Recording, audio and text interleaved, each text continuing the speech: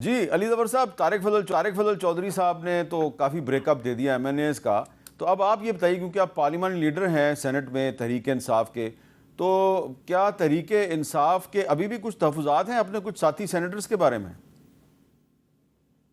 جی دیکھیں، بالکل ہمیں شک تھا، اور شک اس لیے تھا کیونکہ ہم نے فیصلہ یہ کیا تھا کہ جتنے سینیٹر حضرات ہیں وہ جن کو سیکیورٹی کا ڈر ہے وہ سارے پشاور میں آ جائیں، کے پی میں آ جائیں، تاکہ ان کو اریسٹ نہ کیا جا سکے یا ان کو ہیرس نہ کیا جا سکے یا ان کو کوئی زبردستی ان سے ووٹ نہ لیا جا سکے. تو ہمارے کچھ سینیٹرز نہیں آئے، جو نہ آ سکے. کچھ باہر تھے، کچھ پاکستان میں تھے جو نہ آئے، تو اس کی وجہ سے ان کے اوپر شک ہونا شروع ہو گیا کہ شاید وہ یا کسی مصیبت میں ہیں یا ان کو پکڑ لیا گیا ہے یا وہ خود ہی نہیں آ رہے. تو وہ شک و شبہات جو تھے وہ کچھ لوگوں کو تو یقین تھا، کچھ لوگوں کو تھا کہ نہیں یہ ہو نہیں سکتا.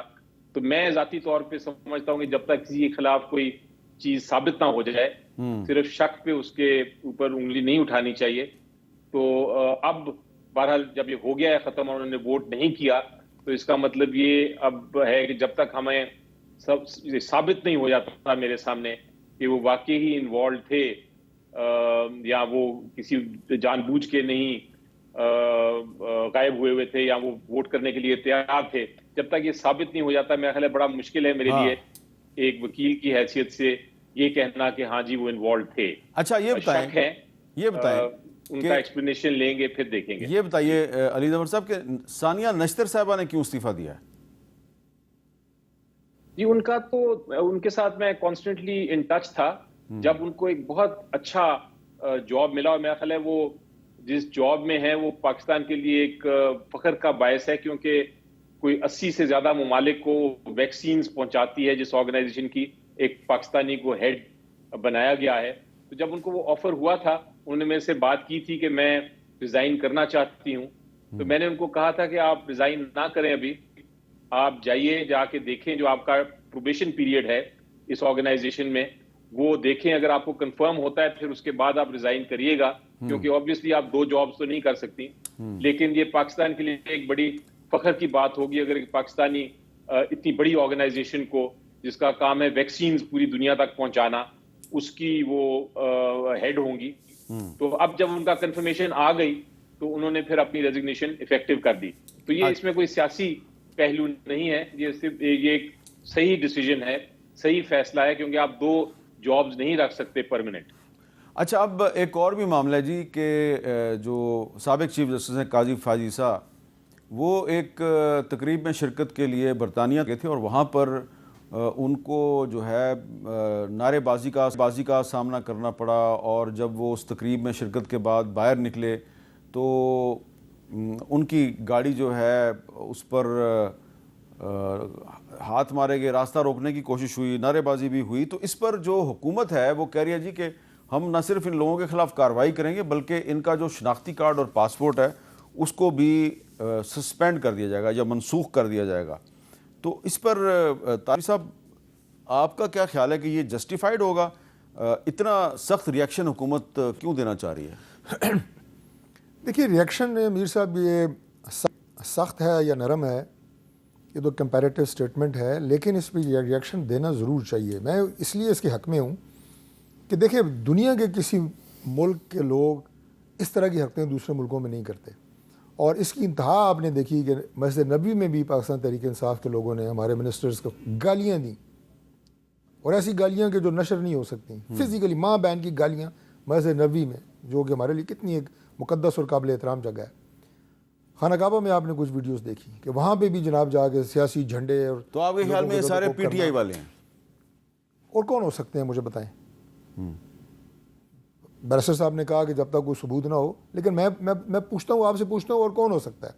میں نے جو بات کی نا کہ رد عمل آنا چاہیے گورنمنٹ کی طرف سے، اس لیے کہ اس ٹرینڈ کو روکنے کی ضرورت ہے. میرے صاحب دیکھیں ہم نے اسی معاشرے میں رہنا ہے، ہماری سوچ فکر جائیدادیں پراپرٹی اگلی آنے والی نسلیں وہ ہماری وابستگی اس ملک کے ساتھ ہے. اس کو اگر ہم ایسی جگہ بنا دیں گے کہ جہاں پہ آپ اپنے سیاسی مخالف کو دیکھ کے یا جو آپ کو اچھا نہیں لگتا اس کو دیکھ کے آپ جناب فزیکل اس کو ٹارچر کرنے کی کوشش کریں, اسے سریعام جناب اسے کپڑے اتارنے کی کوشش کریں, تو یہ معاشرہ رہنے قابل رہے گا؟ یہ وہ سوچ ہے جس کی بنیاد پہ میں آپ کو کہہ رہا ہوں کہ اس طرح کے سخت اقدامات ہونے چاہیے تاکہ اس طرح کے چیزوں کو روکیں, پاکستان میں بھی روکیں, پاکستان سے باہر بھی روکیں. آپ کو پتہ ہے میں 2008 میں یہاں سے پہلی دفعہ میں نے منتخب ہوا, ہمارے جتنے سیاسی مخالفین ہیں, ہم اسلام آباد کی بات کر رہا ہوں, ایک دوسرے کی غمی خوشی میں شریک ہوتے ہیں.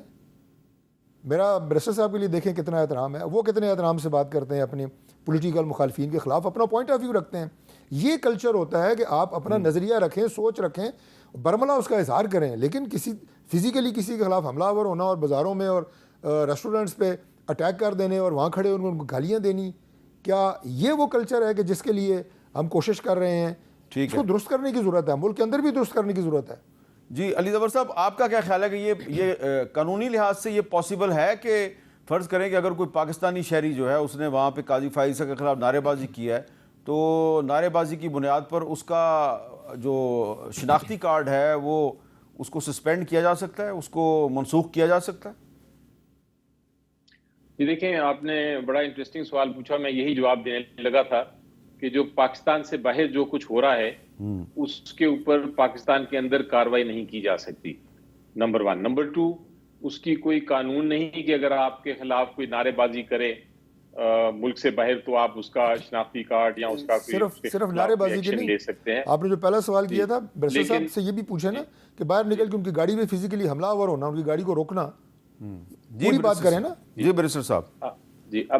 اب دوسرا ہے کہ نعرے بازی سے آگے اگر کوئی جاتا ہے اور کوئی فزیکل حرکت کرتا ہے تو وہ تو میری نظر میں بدترین حرکت ہے, کیونکہ اس کی کوئی گنجائش نہیں کسی بھی معاشرے میں. لیکن اگر کسی نے کیا ہے اگر کسی نے کیا ہے تو پھر اس کو سزا اسی جگہ پہ ہوگی جس جگہ پہ جس ملک میں اس نے یہ کوئی جرم کیا, اور اس کے لیے آپ کو وہاں ہی ایکشن لینا پڑے گا.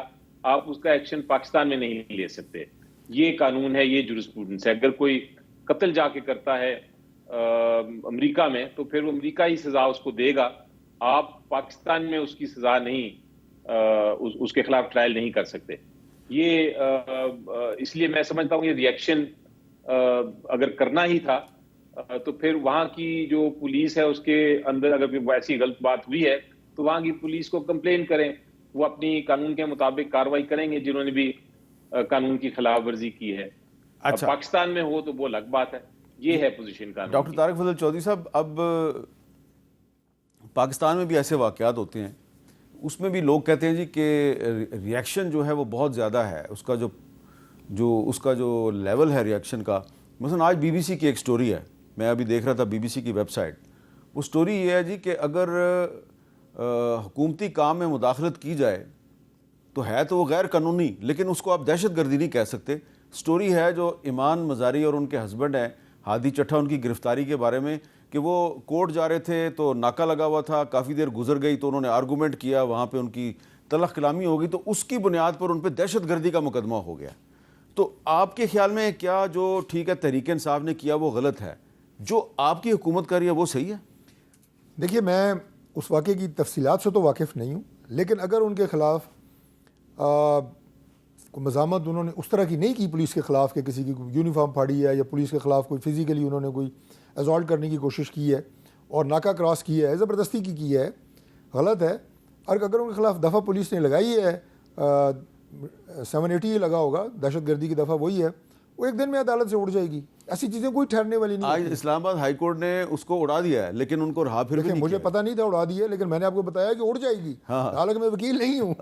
ایسی چیزیں نہیں ٹھہرتی ہوتی. وہ پولیس تھوڑی ایگزیجریٹ کر گئی ہوگی, لیکن ظاہر ہے ان کے خلاف انہوں نے وہ چارج کیا ہوگا, وہ کر گئے, لیکن ایسی چیزیں ٹھہرتی نہیں ہیں. میں جو ٹھہرنے والی چیزیں ان کی بات کر رہا ہوں کہ اپنے معاشرے کو تہذیب اور پیس کے اس پیرامیٹر سے باہر نہ لے کے جائیں کہ یہ لیویبل نہ رہے. خدا کا واسطہ, آپ بالکل صحیح کہہ رہے ہیں, میں آپ سے اتفاق کرتا ہوں. میں نے بھی اسی لیے سوال کیا کہ جو ایمان مزاری پہ جو الزام لگایا گیا اس پہ اسلام آباد پولیس نے 30 دن کا فزیکل ریمانڈ مانگا, اینٹی ٹیررسٹ کورٹ نے 3 دن کا ریمانڈ دیا. اس ریمانڈ کو آج اسلام آباد ہائی کورٹ نے سسپینڈ کر دیا, لیکن اس کے باوجود ان کو رہا نہیں کیا گیا. علی ظفر صاحب جلدی سے یہ بتا دیں کہ یہ رہائی کیوں نہیں ہوئی؟ جب ریمانڈ سسپینڈ ہو گیا پھر رہائی کیوں نہیں ہوئی؟ یہ ایک نارم بن گیا ہے جی کہ عدالتیں رہا کر دیتی ہیں، لیکن ایگزیکٹو اتھارٹی جو ہے وہ پھر بھی ظلم کرتی رہتی ہے، اور اس کو کہتے ہیں غیر قانونی اریسٹ کر کے تو بیٹھی رہتی ہے۔ جب تک ہم اگر قانون سازی کرنی ہی ہے حکومت نے اور ان کے پاس میجورٹی ہے، تو جب تک ہم یہ رسپانسبل نہ ٹھہرائیں ایگزیکٹو کو اور پولیس کو کہ آپ نے غلط اگر کسی کو اریسٹ کیا ہے تو آپ پھر ہرجانہ دیں گے اور آپ کے اوپر تھوڑا سا دوسرا میں مقدمہ ہوگا، ایک سیکنڈ لوں گا۔ تب تک میرا خیال ہے ہم آگے نہیں چل سکتے۔ تو یہ ایمان کے ساتھ جو ہوا ہے اس کی مجھے تحقیقات بالکل پتہ ہیں، اس کی مجھے سارے حقائق بھی پتہ ہیں، یہ بالکل ظلم ہے، اچھا یہ بربریت ہے۔